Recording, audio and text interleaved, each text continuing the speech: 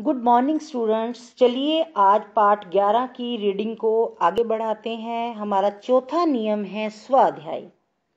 स्वाध्याय अर्थात स्व अध्ययन, अपने मन और आत्मा का निरीक्षण, ओम का जप, गायत्री का जप, वेद, उपनिषद आदि पवित्र ग्रंथों का पाठ स्वाध्याय कहलाता है।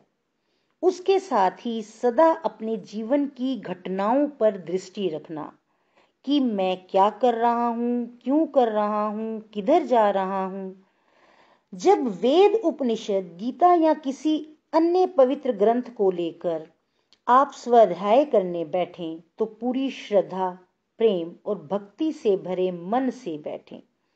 इस भावना से स्वाध्याय करें कि मानो आप आत्मा को पवित्र करने और अपनी जीवन समस्याओं को सुलझाने के लिए भगवान और ऋषियों से बातचीत करने लगे हैं, ऋषियों का सत्संग कर रहे हैं। तैत्तिरीय आरण्यक में लिखा है कि स्वाध्याय पाप से बचाने वाला है। शतपथ ब्राह्मण में तो यहाँ तक लिखा है कि मन से स्वाध्याय करने वाला व्यक्ति कभी पराधीन नहीं होता। दिन प्रतिदिन अपने लक्ष्यों को प्राप्त करता हुआ स्वयं अपना परम चिकित्सक क्या होता है? डॉक्टर बन जाता है। श्री व्यास जी ने लिखा है कि देवता, ऋषि और सिद्ध लोग स्वाध्यायशील अपना अध्ययन करने वाले के पास आते हैं और उसके कार्य में सहायक बनते हैं। स्वाध्याय उत्तम सत्संग के समान होता है। हमारा अंतिम नियम है ईश्वर प्रणिधान। पांचवा नियम ईश्वर प्रणिधान है। ईश्वर प्रणिधान का अर्थ है अपने सब कर्मों को ईश्वर अधीन मानकर उसी की सेवा में अर्पण कर देना।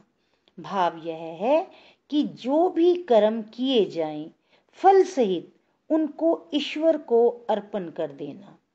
ईश्वर प्रणिधान की भावना रखने वाला भक्त जो भी कर्म करेगा उसे पूरी सावधानी से करेगा, क्योंकि वह जानता है कि उसका सारा कर्म ईश्वर को अर्पण करने के लिए ही है। जब हमें किसी बड़े राज्याधिकारी या साधु संत महात्मा को श्रद्धा से कोई वस्तु, वस्त्र, फल या मिठाई आदि भेंट करनी हो तो प्रयत्न यही होता है कि उत्तम से उत्तम वस्तु भेंट स्वरूप दी जाए। है ना ऐसा कि जब हम भगवान को भोग लगाते हैं तो क्या हम सोचते हैं कि कोई गंदी चीज, कोई गंदी वस्तु भेंट कर दें? नहीं, तब होता है हमारा प्रयत्न कि उत्तम से उत्तम वस्तु भेंट स्वरूप दी जाए। फल कच्चा या गला सड़ा ना हो, मिठाई अच्छी शुद्ध घी की हो। जब भेंट भगवान को करनी हो तो भी यही प्रयत्न नहीं होगा कि अब कोई गलत कर्म ना हो पावे। अर्थात जो हम कर्म भी करें तो हमें ये भी ध्यान रखना चाहिए कि हमसे कोई गलत काम ना हो। मन, वचन, कर्म ऐसे हों कि उनके द्वारा जो कुछ भी हो उसे प्रभु के सामने भेंट करते हुए हमें अपने ऊपर लज्जा ना आए। अतः इस प्रकार ईश्वर को समर्पित हुआ भक्त उसी के लिए खाएगा, उसी के लिए पिएगा, उसी के लिए जिएगा और उसी के लिए मरेगा। अर्थात कि जिसको ईश्वर का डर होता है, जिसको लगता है कि मैं कोई भी कर्म कर रहा हूं तो मुझे भगवान देख रहा है, तो ऐसा व्यक्ति कभी भी कोई गलत कार्य नहीं करता। गीता में कहा गया है, जो पुरुष सब कर्मों को परमात्मा को अर्पण करके स्वार्थ को त्याग कर कर्म करता है, वह जल में कमल के पत्ते के समान पाप से बचा रहता है। अर्थात ऐसा व्यक्ति कभी जाने अनजाने में भी कोई गलत काम नहीं करता।